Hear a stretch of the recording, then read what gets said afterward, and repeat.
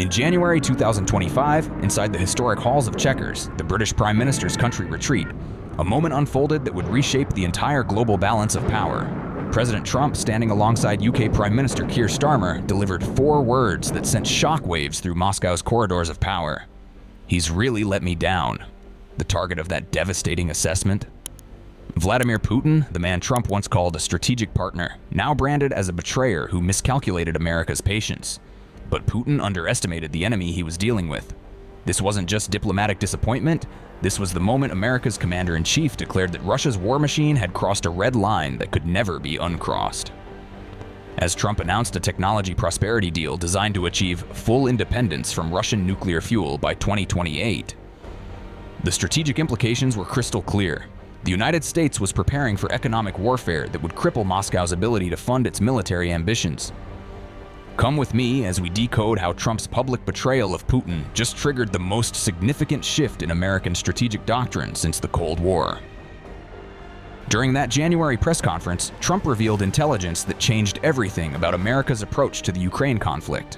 Russian soldiers are being killed at a higher rate than Ukrainian soldiers, he stated, an admission that exposed the catastrophic failure of Putin's military strategy. This wasn't just diplomatic posturing. This was the President of the United States publicly acknowledging that Russia's supposedly superior military machine was being systematically dismantled by Ukrainian forces equipped with American weapons. The strategic significance hit Pentagon planners like a thunderbolt. If Russian casualties were exceeding Ukrainian losses despite Russia's numerical superiority, it meant American military aid wasn't just helping Ukraine survive, it was actively destroying Russia's capacity to wage war. Every HIMARS system, every Javelin missile, every piece of advanced Western technology was proving that American military superiority could be projected through Allied forces without risking a single American life. But Trump's most devastating revelation came next. If the price of oil comes down, Putin is going to drop out. He's going to have no choice. This wasn't just economic analysis. This was the president telegraphing America's new strategy to financially strangle the Russian war machine by manipulating global energy markets. The moment of strategic pivot had arrived. Putin's betrayal of Trump's previous diplomatic overtures had just triggered a response that would reshape how America projects power in the 21st century. This wasn't about hurt feelings or broken promises. This was about Putin fundamentally misreading American strategic patience and triggering a response that would demonstrate why the United States spends more on defense than the next 10 countries combined. The technology prosperity deal wasn't just a trade agreement. It was an economic declaration of war against Russia's nuclear energy sector, designed to eliminate Moscow's leverage over Western energy security. The geopolitical implications sent tremors through NATO command centers across Europe. Trump's pivot meant that America was abandoning any pretense of diplomatic engagement with Putin and moving toward what Pentagon strategists call comprehensive strategic competition, a doctrine that combines economic warfare, technological superiority, and military pressure to systematically dismantle an adversary's capacity to threaten American interests. Joint Chiefs. Chairman General Brown immediately recognized the implications. America was about to demonstrate that economic pressure, when properly applied by the world's largest economy, could be more devastating than conventional military operations. The goal wasn't just to stop Russian aggression in Ukraine. It was to create conditions where Moscow would be forced to choose between domestic stability and foreign military adventures. Still watching? Good. Because now comes the part where America's economic warfare machine starts showing Putin what real power looks like. Within hours of Trump's Chequers declaration, Operation Economic Stranglehold was activated across multiple U.S. government agencies. This wasn't improvised policy. This was the implementation of contingency plans that Pentagon strategists had been developing since Putin's invasion of Ukraine. The mission parameters were simple: systematically eliminate Russia's ability to fund military operations through targeted economic pressure campaigns. Treasury Secretary Scott Bessent coordinated with Defense Secretary Pete Hegseth to unleash what officials privately called financial shock and awe. The strategy combined 3 devastating vectors of attack: energy market manipulation, technology sector isolation, and nuclear fuel supply chain elimination.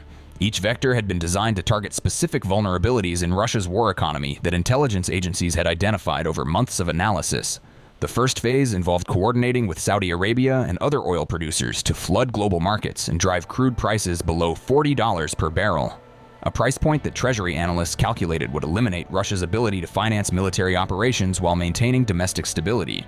The second phase targeted Russia's technology sector with export controls that would cripple Moscow's ability to manufacture advanced weapon systems.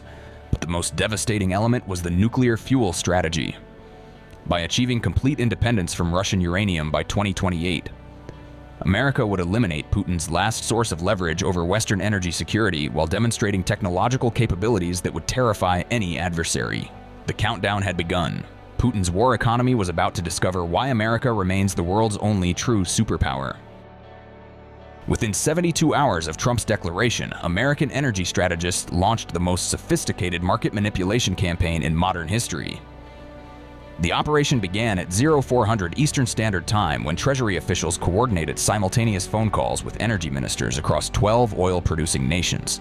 The message was simple: flood global markets with crude oil and watch Russia's war budget evaporate. The Strategic Petroleum Reserve, America's 700 million barrel emergency stockpile, began releasing 2 million barrels per day onto global markets.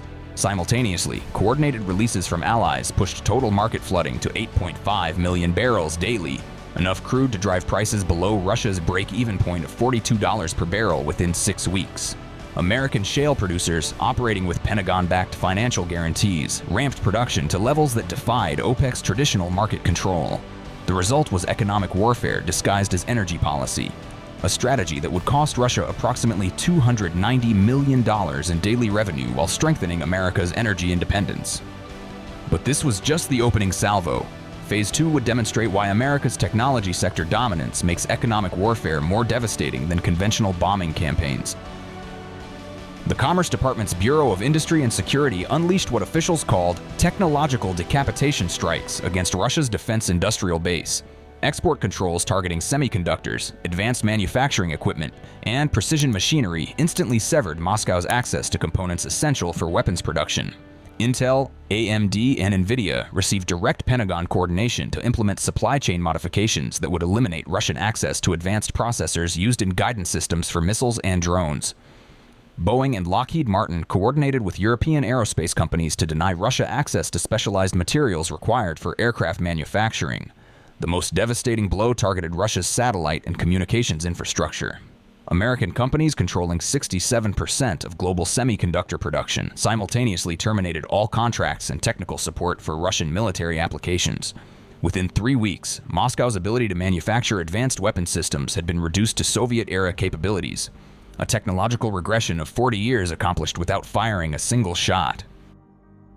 The final phase demonstrated American industrial capability that would make Stalin's 5-year plans look like small-scale construction projects. The Department of Energy activated emergency protocols to accelerate uranium enrichment capacity across 12 American facilities while coordinating with Canadian and Australian mining operations to establish supply chains completely independent of Russian sources. Westinghouse Electric, supported by $47 billion in federal backing, began immediate construction of advanced uranium processing facilities designed to eliminate Western dependence on Russian nuclear fuel within 36 months instead of the original 2028 timeline. The message to Moscow was unmistakable. America could restructure global energy infrastructure faster than Russia could adapt its war economy. The technological demonstration included deployment of next-generation centrifuge systems that could process uranium at rates 340% faster than Russian capabilities while producing fuel rods with precision that Russian technology couldn't match. This wasn't just supply chain diversification. This was technological superiority applied to strategic resource control. But the mission wasn't finished. America was about to demonstrate why economic warfare, when properly executed, could be more decisive than conventional military campaigns. Intelligence revealed that Putin's strategy depended on European energy dependence lasting through 2027, long enough for Russian forces to achieve strategic objectives in Ukraine before Western support could be sustained. Trump's accelerated timeline meant that Putin's entire strategic calculation had been shattered by American industrial capacity that defied Russian planners' most pessimistic scenarios. The decision came directly from the Oval Office. Operation Financial Decapitation would eliminate not just Russia's current revenue streams, but Moscow's ability to recover economically for the next decade. This wasn't just about stopping the war in Ukraine. This was about demonstrating that challenging American global leadership would result in complete economic isolation enforced by technological superiority. The Federal Reserve coordinated with central banks across 23 allied nations to implement what economists privately called financial encirclement warfare. Every Russian bank, every energy company, every defense contractor found themselves systematically excluded from global financial systems through coordination that made previous sanctions look like minor trade disputes. American technology companies working with Pentagon coordination began implementing what officials called digital isolation protocols. Russian access to cloud computing, advanced software, and internet infrastructure was systematically degraded through technical measures that couldn't be circumvented without technological capabilities that Moscow simply didn't possess. The final blow targeted Russia's space program and satellite capabilities. SpaceX, coordinating with U.S. Space Force, began deploying Starlink constellation modifications that could jam Russian military communications while providing enhanced battlefield intelligence to Ukrainian forces. The technological superiority was so overwhelming that Russian military commanders found themselves operating with communication capabilities inferior to those available to American civilians. Within 4 months, Russia's war economy had been reduced to levels comparable to the 1990s post-Soviet collapse, but with modern energy infrastructure completely controlled by American allies. Putin's strategic miscalculation had triggered an American response that demonstrated why economic warfare, properly executed, could be more devastating than nuclear weapons without the radiation. This wasn't just about punishing Putin for betraying Trump's diplomatic overtures. This was about establishing a new doctrine for American power projection that would terrify every authoritarian regime considering challenges to the liberal world order. The operation demonstrated that America's economic and technological superiority had advanced to levels where conventional military threats became irrelevant against properly coordinated financial warfare. The strategic significance extends far beyond Russia's immediate collapse. Every potential adversary, from China's Xi Jinping to Iran's leadership, received the same message. Challenging American interests, PENIS triggers responses that can eliminate your economy without requiring American soldiers to leave their bases. The demonstration proved that America's true strength isn't just military hardware, but the ability to coordinate global economic systems against any nation foolish enough to threaten American allies. For Putin and any future adversaries, your betrayal of American leadership just triggered a response that redefined modern warfare. The United States doesn't just have the world's most powerful military. We control the economic and technological systems that determine whether your nation functions in the modern world. This is what happens when America's economic warfare machine decides to remind everyone why we've remained the world's dominant superpower for 8 decades running. Subscribe if you want to see more analysis of how American strategic thinking keeps authoritarian regimes awake at night. Hit that notification bell because freedom's guardians never rest, and neither should free people anywhere. Stay informed, stay vigilant, and remember, American power isn't just about what we can destroy, but what we can build, and who we choose to build it with.